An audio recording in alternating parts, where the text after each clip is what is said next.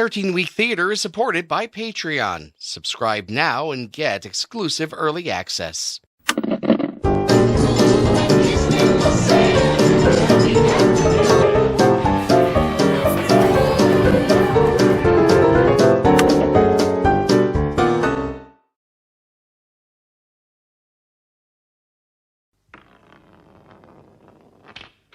In 1974, wanting a break from Monty Python, John Cleese decided to write a sitcom with his wife Connie Booth, inspired by what Cleese called the most obnoxious hotel manager he had ever met. The result was Fawlty Towers, a farce telling the story of inept hotel owner Basil Fawlty and his more intelligent and capable wife Sybil. Over the course of two 6-episode series in 1975 and 1979, Cleese and Booth wrote what some have called the greatest sitcom of all time. Now, with a track record like that, it was certain that an American producer would take a crack at an American version of the show. The first attempt came in 1978 with Snavely, a pilot shot for ABC starring Harvey Korman and Betty White.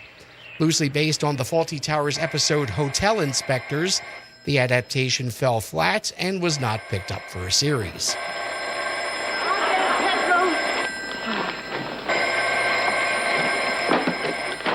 Snavely Manor. Oh, hello, Raj. Yeah, hold on a moment, will you? Room 17. Take up. Yes, I'm still here, Roger. I do wish Petra would learn English. Hang on. Sorry, Roger. We've had a guest waiting an hour for toilet paper.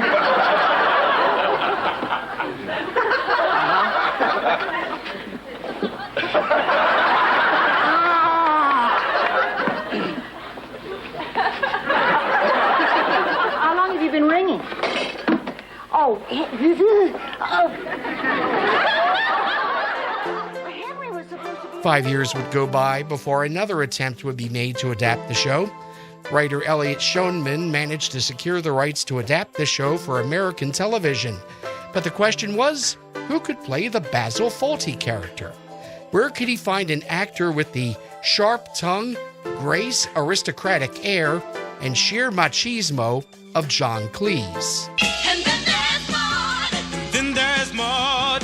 After Maude finished its network run in 1978, Beatrice Arthur received many offers to star in another TV show, all of which she turned down. Part of her was convinced that she would never see a show with the quality of writing that Maude possessed again, and part of her was afraid of being typecast because most of the characters she was being asked to play were essentially just clones of Maude. Schoenman, who knew Arthur from when he was a writer on Maude, sent her tapes of Fawlty Towers and asked her to join the project. Arthur fell in love with the show, and relishing a chance to play a character like Sybil Fawlty, she agreed. The first big obstacle the project faced was trying to find an actor to play Basil. Schoenman and Arthur just couldn't seem to find a male actor who could play the role convincingly and not be completely upstaged by Arthur. They briefly considered doing a gender swap, having Arthur play the Basil role, but quickly abandoned that thought. Having B. Arthur, who had played feminist icon Maude, play dumb to her more intelligent husband just was not going to work. So they did the only thing they could. They got rid of Basil Fawlty. Arthur would star as Amanda Cartwright, the widowed owner of a seaside hotel and boarding house. Her main foil was her son, Marty, played by Fred McCarran, who had graduated from college where he had studied hotel management. It was hoped that Marty's book smarts clashing with Amanda's personal experience would compensate for the lack of the Basil-Sybil dynamic from the original.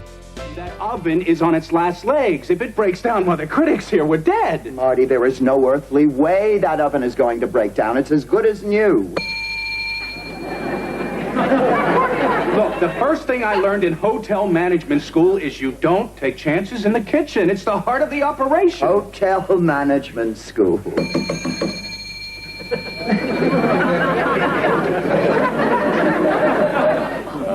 Marty, I have been in this business for over 23 years. Believe me, I know a little something about satisfying guests.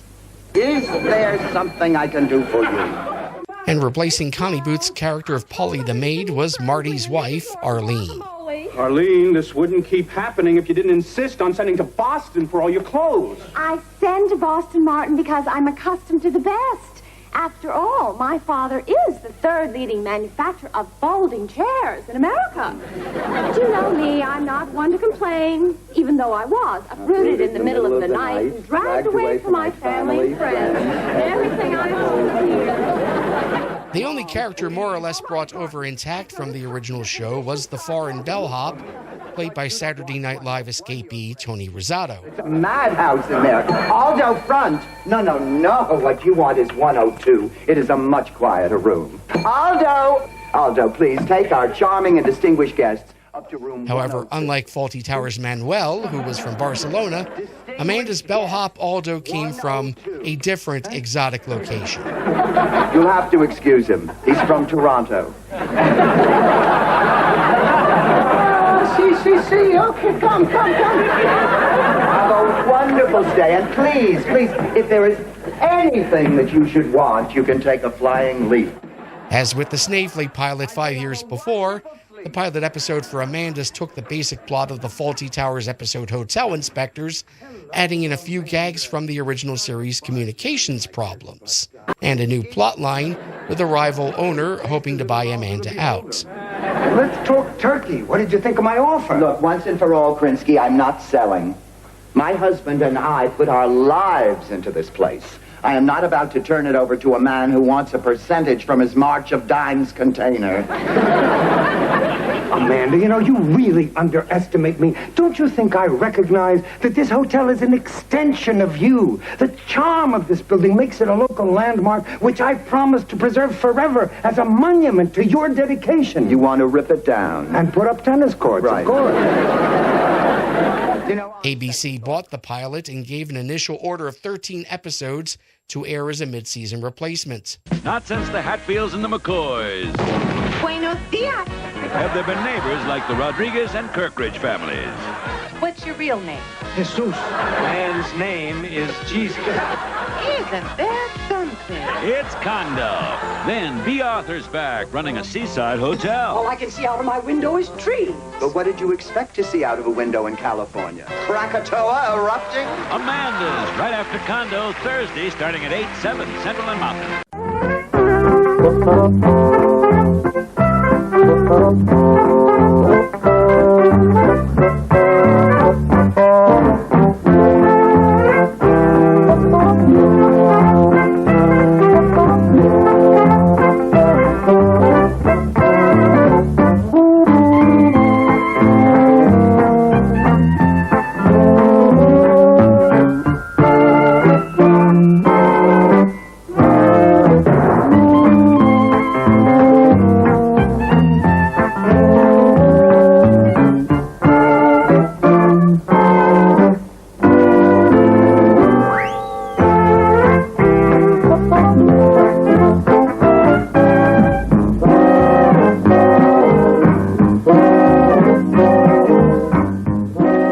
Debuted on February 10th, 1983, and immediately flopped.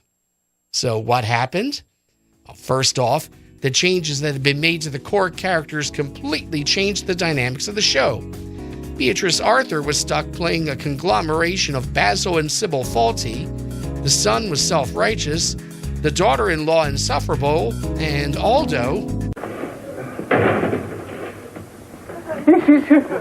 People in 104, he's gone. Oh, just what we need. I'll bet they skipped without even paying their bill. Oh, nonsense. They probably just went to the beach. But did they take a car? Well, it's a long walk. They take your car.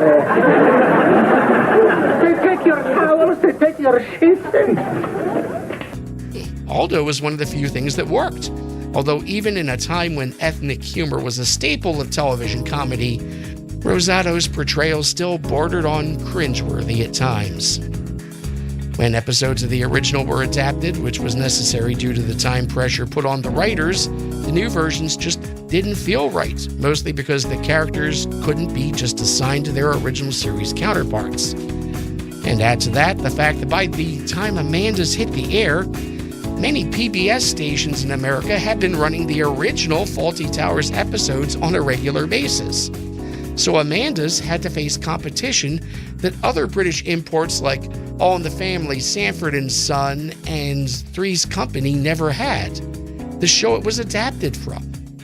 And put side by side with Fawlty Towers, Amanda's just didn't live up to its predecessor. ABC pulled Amanda's off its schedule at the end of March, but instead of canceling it, they decided to double down on their investment and put the show on hiatus for a month for retooling. When the show came back on May 5th, a new character was added to the mix, Amanda's brother-in-law Zach, played by Kevin McCarthy. Zach arrives in the middle of a financial crisis for the hotel and comes to Amanda's rescue. Better give you kids something intimate. Amanda, for you.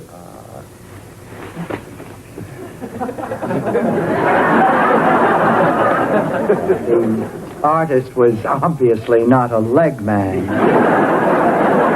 The Yoruba fertility goddess. Belonged to the chief's favorite wife.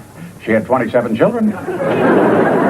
I love it, Zach. I really do. I'll put it on my vanity next to my birth control pills. Amanda, about my 10%. Here we go again. What is it you want, Zach? The curtains? Take them. I don't want the 10%. I'm signing it all over to you. The hotel is yours, all of it. Not all of it. 90%. Business is business, and right now, Zach, you're in the hole along with the rest of us. Well, if that's the way you want it. That is exactly the way I want it. Allow me to go on record as saying that I will never again interfere with the management of this hotel.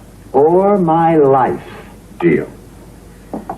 You know, I really don't have to be back at work at any particular time. I could use a vacation. You don't mind if I stick around for a few extra months? Weeks? I'm interested in looking after my investment. Okay, Zach. As long as we understand each other. Gotcha. The plan was for Amanda and Zach to begin a romantic relationship leading up to their wedding in episode 13. But the changes proved to be too little, too late, and by that point, the show was pretty much beyond saving. ABC pulled the plug on May 26th, leaving the last 3 episodes, which were meant to pay off all of the plot lines introduced in the retooling, including the wedding, unaired.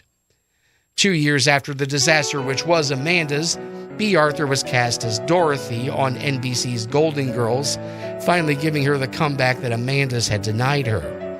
Shortly after Amanda's cancellation, Elliot Schoenman was hired as a co-executive producer on NBC's The Cosby Show, and later went on to be an executive producer on Home Improvement. And American TV producers learned their lesson and never again tried to, damn it. But that's another story.